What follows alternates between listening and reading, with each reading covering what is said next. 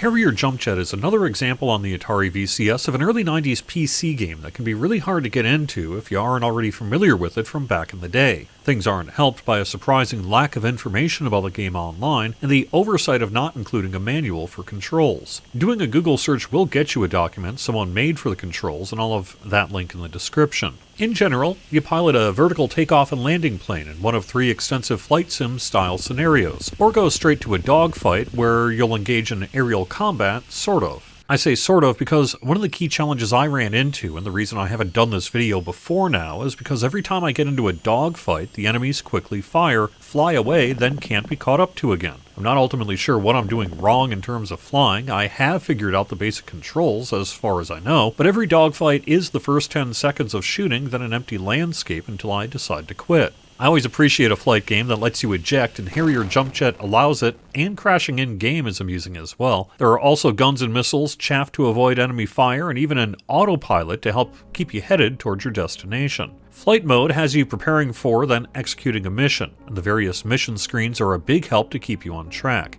This is where you'll sit back and engage in a sim-style experience that can take some time. Once you're in the air, it's up to you to fly there, perhaps with autopilot assist, then execute the mission. I found turning around to be difficult, but again, maybe I'm missing some key information about flying the plane. Overall, it was a generally serene flight sim experience, going to one waypoint then another, and I didn't get the chance for any combat.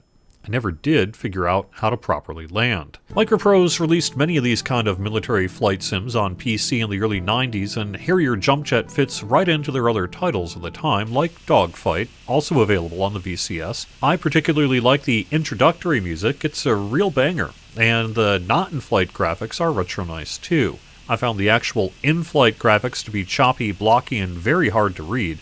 I rarely knew what I was looking at, other than maybe some mountains or trees.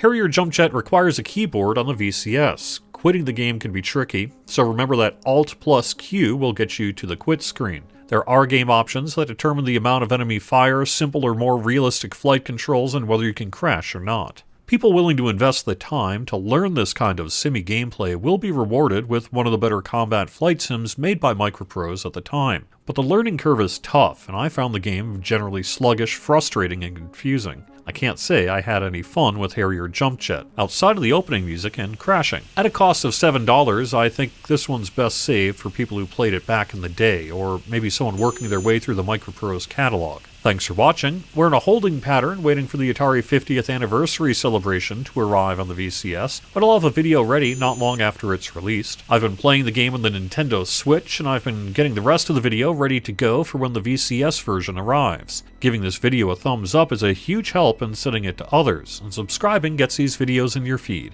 Mockduck Plays Games is also available on Facebook. Have fun!